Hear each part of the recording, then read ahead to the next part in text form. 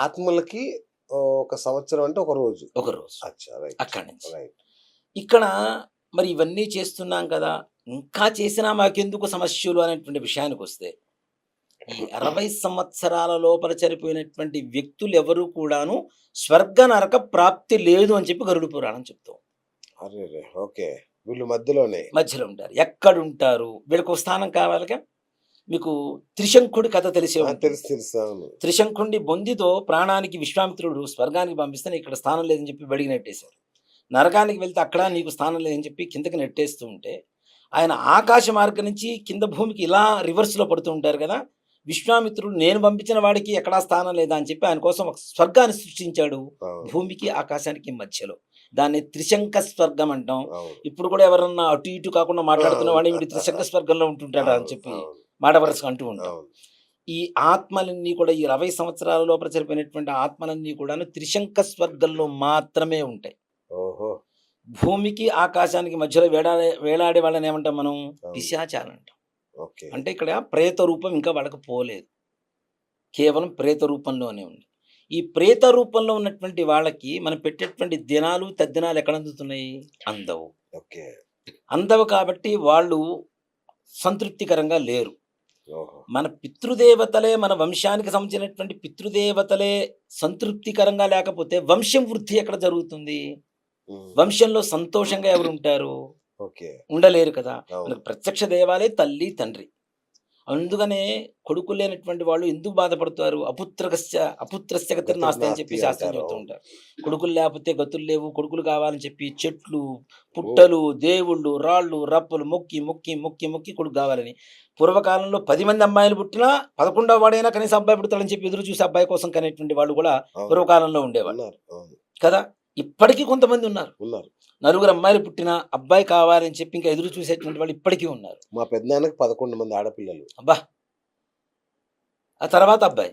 ఇంకా లేదు. లేరు. ఇంకా అందరు అమ్మాయిలు. అప్పుడు ఆపేశారు ఇంకా. ఇంకా అబ్బాయి పుట్టడం కష్టమేమో అని. అని. ఇక్కడ ఈ కొడుకుల కోసం ఏదైతే చేస్తున్నారో, బ్రతికుండగా మనం తల్లిదండ్రులను తప్పనిసరిగా చూడాలి మనం. దాంట్లో అనుమానమేం లేదు. ఇహ తల్లికి మించిన దైవం లేదని ప్రపంచంలో ప్రతి శాస్త్రం చెప్తూనే ఉంది.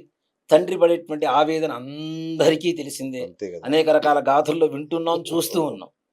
ముఖ్యంగా ఈ తల్లిదండ్రులకి చనిపోయిన తర్వాత ఉత్తర క్రియలు కానివ్వండి, ఈ కర్మకాండలు, తద్దినాలు, దినాలు ఇవన్నీ కూడా కేవలం కొడుకుకి మాత్రమే అర్హత, అధికారం ఉంటుంది. ఇంకెవరికీ లేదు. హ్మ్.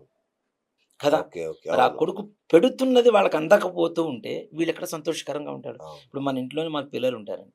మనం భోజనం పెడితే తినకుండా వాళ్ళు పక్కకెళ్ళిపోయి పడుకుంటే అవును. ఎలా ఉంటుంది? ఓహ్! బాధగా ఉంటుందా? అంతేగా. ఒకరోజు బావుంటుంది. రెండో రోజు ఇంకా అదేదో పెద్ద సమస్య పెద్ద ఉంది, సమస్య. అవును. తెలుసుకోవాలని ఒక తపన పడతాం అమ్మో! గదా! అవును.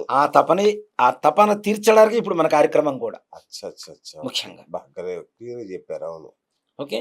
ఈ విధంగా పితృదోషాలు వస్తూ ఉంటాయి. ఇహ స్త్రీ శాపం. స్త్రీ శాపం అంత ఘోరమైనటువంటి శాపం ప్రపంచంలో దేవతా శాపం కూడా ఉంటదండి. ఆ!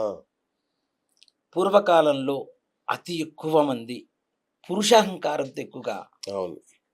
అవును. ఆభిజాత్యం చూపించారు చాలామంది. వాళ్ళ దారుణాతి అధికారాన్ని దారుణాలు. అవును. చాలా మందిని ఇంట్లో ఆడవాళ్ళని పురుగు కంటే హీనంగా చూసినటువంటి ఒక మగజాతి అవును. మనదైనా అవును. తమ్ముడు తనవాడైన ధర్మం చెప్పాలని అంతే కదా! అవును. మన జాతి అయినా, మగజాతి అయినా నిజంగా ఆడవాళ్ళని హీనంగా, పురుగు కంటే హీనంగా చూశారు కొంతమంది.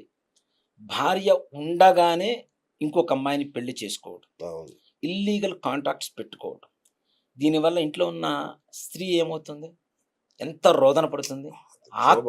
అసలు మామూలు క్షోభ ఆత్మక్షోభ కాదు అది. అది. అవును. ఎంత క్షోభ అది. బయటికి చెప్పుకోలేక, ఆ లోపల మింగలేక, బయటికి ఎవరైనా చెబుదామంటే ఏం చేస్తాడో భర్త తెలియదు. అవును. దీంతో పాటుగా మనం దాదాపుగా 2000 సంవత్సరం వరకు టీవీ న్యూసుల్లో, పేపర్‌లో విన్నదంతా కూడా వరకట్న వేధింపులు. వేధింపులు. అవును. అత్త, మామ, భర్త అవును. కిరోసిన్ పోసి తగలబెట్టడం, గొడ్డలు పెట్టి నరకటం, అవును. ఫ్యాన్‌కు ఉరివేయటం, గ్యాస్ సిలిండర్లు తిప్పేసి తిప్పేసి తగలబెట్టడం, తగలబెట్టడం. అవును. ఇవన్నీ కూడా స్త్రీ శాపాలే సార్. అబ్బా! అలాగే ఆడవాళ్ళ కంటి నుంచి ఎవరైతే కన్నీటికి కారణమవుతున్నారో, ఆ కన్నీటి చుక్క మహాసముద్రమై ఆ వ్యక్తినొక్కడిని కాదు, ఆ వ్యక్తి వంశాన్ని కూడా నిర్వంశం చేసేంత శక్తివంతమైంది ఆడవాళ్ళ కంటి నీరు. అబ్బా! దానికి కారణం మనం కాకూడదని చెప్తాం. ఓహ్! ఇప్పుడు మీరు మనం ఈ జాతకాలు ఇవన్నీ తీసి పక్కన పెడితే సార్, అవును. ఏదైనా విలేజెస్‌కి వెళ్ళి బాగా బ్రతికినటువంటి కొంతమంది చితికిపోయి ఉంటారు. అవును. ఏమైంది వీళ్ళు ఇలా ఈ కుటుంబం ఎందుకు ఇలా అయిపోయింది అంటే ఆడదాన్ని ఉసురు పోసుకున్నారని చెప్పి ఒక్క మాటలో చెప్పేస్తారు. అంటారు. అవును. అవును. ఒక్క మాటలో చెప్పేస్తారు. కరెక్ట్‌గా చెప్పారు. అవును. ఇలాగే ఇల్లీగల్ కాంటాక్ట్స్ కానివ్వండి, వాటితో వాళ్ళు ప్రెగ్నెన్సీ ఉండి వాళ్ళు హ్మ్. చనిపోవటం, హ్మ్. ఎక్కడ పరువు పోతుందని చెప్పి వాళ్ళని చంపేయడం. చంపేయటం, అవును. ఇలాంటివి కూడా స్త్రీ శాపానికి కారణం. ఓకే. ఇలాంటి స్త్రీ శాపం అనేటువంటిది ఒక పురుషుడు బాధ పెడితేనో కాదు, భర్త భార్యను కష్టపెట్టినా, అత్తామామలు కోడల్ని బాధపెట్టినా, అలాగే మరిది గారు వదిన్ని బాధపెట్టినా, హ్మ్. వదిన ఆడపడుచుల్ని, ఆడపడుచులు వదిన్ని బాధపెట్టినా, కూతుర్ని తల్లిదండ్రులు బాధపెట్టినా, ఏ రకమైనటువంటి రిలేషన్‌తో అయినా రక్త సంబంధంలో ఉండేటువంటి ఆడవాళ్ళని ఎక్కడైతే బాధపెడుతున్నామో, మనకు సంబంధం లేని వాళ్ళని కూడా మన జీవితంలోకి తీసుకొచ్చి మరీ బాధపెడుతున్నామో, ఈ బాధలు మొత్తం వంశపరంపరగా స్త్రీ శాప రూపంలో వెంటాడుతూనే ఉంటాయి. అబ్బా! పాము పగబడితే కొన్నేళ్ళే, అవును. స్త్రీ శాపం పడితే 14 తరాల పాటు వెంబడిస్తూ ఉంటుంది ఇది. 14 తరాలు. 14 జనరేషన్స్. దీంట్లో ఒకసారి మన వంశంలో స్త్రీ శాపము, పితృదోషము ప్రారంభం అవ్వనే కూడదు. అయ్యిందా, ఈ 14 తరాల్లో మళ్ళీ ఏదో ఎవరో ఒకళ్ళు మరలా ఇలాంటి అవును. తప్పు చేస్తూ ఉంటారు. ఆ! ఈ తప్పు చేస్తే మరలా అక్కడి నుంచి మళ్ళీ 14 తరాలు మళ్ళీ ప్రారంభం. అబ్బా! రీస్టార్ట్ మళ్ళీ. ఇప్పుడు కొన్ని పరిహారాలుంటాయి, పూజలుంటాయి, అవును. చేయించుకుంటారు. నేను పూజ చేయించుకున్నాను, నా దోషాలన్నీ పోయినాయి. మళ్ళీ మరుసటి రోజు వచ్చి పొద్దున్నే పెళ్ళాన్ని కొడితే, పెళ్ళాం ఏడిస్తే మళ్ళీ మళ్ళీ ప్రారంభమేగా. అచ్చా!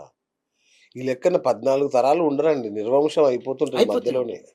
దీంట్లో ముఖ్యంగా అండి, ఆడవాళ్ళు ఎక్కడ ఏ విషయంలో, అందుకని ఆడవాళ్ళని తిట్టొద్దు. అవును. వాళ్ళు చాలా సెన్సిటివ్‌గా ఉంటారు, అవును. సున్నితంగా ఉంటారు.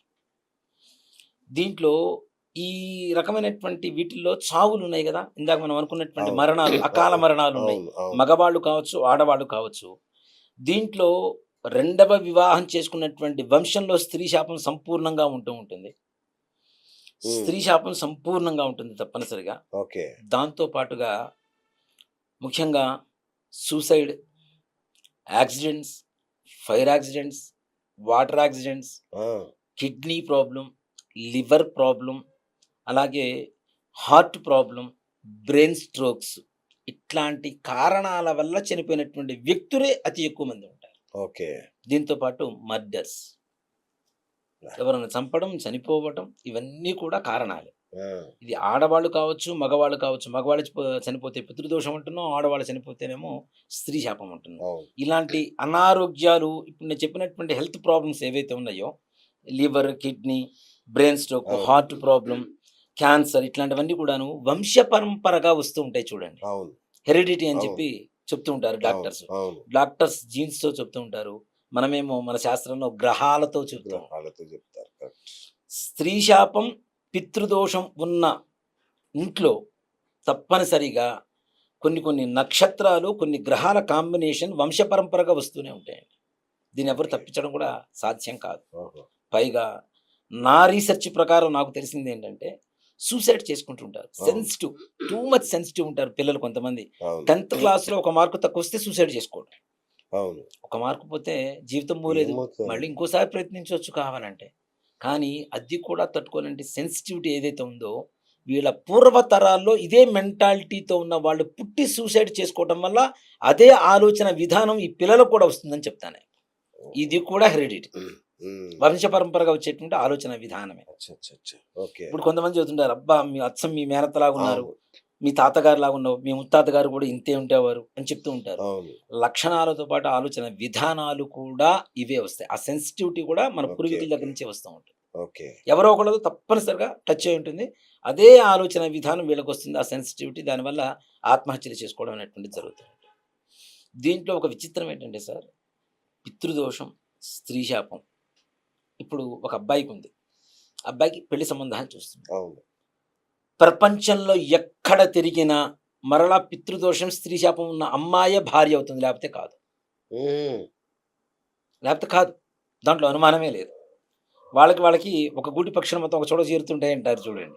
ఆ టైప్‌లో ఈ అబ్బాయికుందంటే అమ్మాయికుంటుంది. అమ్మాయికుంటే అబ్బాయికుంటుంది గ్యారంటీ. ఓకే. ఏదో వీళ్ళిద్దరికుంటే కుజదోషం ఉన్న అబ్బాయికి కుజదోషం అమ్మాయిని చేయాలన్నారు గదా! ఇచ్చినట్టుగా.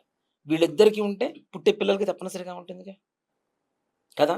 బా. దీంతో పాటు ఇది మనుషులం కాబట్టి సర్వసాధారణం అండి. దీంతో పాటు మనకు ఒక శ్లోకం ఉంటుంది, రుణానుబంధ రూపేణ పశుపత్ని సుతాలయ అనేటువంటి ఒక అవును. శాస్త్రం ఉంది మనకి. దాంట్లో మొట్టమొదటిగా చెప్పింది పశువులు చెప్పారు. అవును. మన ఇంటికి వచ్చేటువంటి గేదెలు కావచ్చు, గోవులు కావచ్చు, కుక్కలు కావచ్చు, నక్కలు కావచ్చు, పిల్లులు కావచ్చు, పాములు కావచ్చు, మనం పెంచుకునే ఏ జీవికైనా సరే మరలా పితృదోషం ఉంటేనే మన ఇంటికి వస్తాయి, లేకపోతే రావు. ఆ! వాటికి కూడా వాటి డేట్ ఆఫ్ బర్త్ తీసుకోండి, ఆ! మన పిల్లల డేట్ ఆఫ్ బర్త్ తీసుకోండి, సేమ్ జాతకాలు ఉంటాయి. జంతువులతో సమానంగానే జాతకాలు ఉంటాయి మనకు కూడా. ఆ! దాంట్లో అనుమానమే లేదు. అలా ఉంటేనే మన ఇంటికి వస్తాయి, లేకపోతే రావు. అంటే ఇక్కడ పశువులు, పత్ని, సుతులు, పిల్లలు కూడా. ఓకే. పిల్లలు కూడా ఇవే జాతకాల్లో పుడుతున్నారు. దీంతో పాటు మన జీవితంలో స్నేహితులుగా ఉండేటువంటి వాళ్ళకు కూడా ఇవే దోషాలు ఉంటేనే మనకు స్నేహితులు అవుతారు, లేకపోతే కారు. ఆ! అనుమానమే లేదు. స్నేహితులు కూడా. స్నేహితులు కూడా. దీంతో పాటు మనకు చదువు చెప్పినటువంటి గురువు గారితో సహా ఆ! ఆయనకు కూడా ఈ దోషాలు ఉంటేనే మనం ఆయన దగ్గర శిష్యత్వం చేస్తాం, లేకపోతే చెయ్యం. దేవుడా! అంటే ఒకళ్ళకి ఎలా లింక్ కలుగుతుందో చూడండి. హ్మ్. అవే నక్షత్రాలు, అవే దోషాలు, అవే గ్రహస్థితి తప్పనిసరిగా మన గురువుగారికి ఉంటాయి, మన స్నేహితులకు ఉంటాయి, మన కుటుంబ సభ్యులకు ఉంటాయి, మన తల్లిదండ్రులకు ఉంటేనే మనకొస్తున్నాయి, మనకుంటే మన పిల్లలకు వస్తున్నాయి. మొత్తం ఇది ఒక చైన్ లింక్ లాంటిది. ఆ! ఒకళ్ళకి. ఆ! నేను చాలా వీడియోస్‌లో చెప్తూ ఉంటా. అసలు నా వీడియో చూస్తున్నారన్నా వాళ్ళకి పితృదోషం ఉంటేనే చూస్తారని చెప్తాను నేను. అవును. తప్పనిసరిగా. పితృదోషం ఉంటేనే చూస్తారు. ఓకే. చూశారంటే ఉన్నట్టే. దాంట్లో అనుమానం లేదు ఇహ. హ్మ్. దీంతో పాటుగా కొన్ని నక్షత్రాలొస్తాయండి. ఈ పితృదోషం, స్త్రీ శాపం ఉన్నటువంటి ఇళ్లల్లో కొన్ని నక్షత్రాలు పుడుతూ ఉంటారు. ఓకే. అవి అశ్వని, ఆరుద్ర, ఓకే. మఖ, స్వాతి, మూల, శతభిషం, రోహిణి, హస్త, శ్రవణం. ముఖ్యంగా స్త్రీ శాపం ఉంటే మృగశిర, చిత్త, ధనిష్ట. ఈ 3 నక్షత్రాలు స్త్రీ శాపానికి సంబంధించినటువంటి నక్షత్రాలు. ఓకే. పునర్వసు, విశాఖ, పూర్వాభాద్ర, పుష్యమి, అనురాధ, ఉత్తరాభాద్ర. ఇవి స్త్రీ శాపం, పితృదోషాలకు ఉన్నటువంటి నక్షత్రాలు. ఇహ ఒక కన్ఫర్మేషన్ ఇస్తుంది ఒక నక్షత్రం. ఓకే. ఎన్నో తరాల నుంచి వీళ్ళకి ఈ దోషం ఉంది అని చెప్పేటువంటి ఏకైక నక్షత్రం ఆశ్లేష నక్షత్రం. హ్మ్. ఆశ్లేష నక్షత్రంలో ఒక వంశంలో జననం జరిగింది అంటే గత 6 తరాలుగా ఈ దోషం ఉన్నట్టు లెక్క. 7వ తరంలో ఆశ్లేష నక్షత్ర జననం జరగవలసిందే. ఓహోహోహో! దాంట్లో అనుమానమేం లేదు.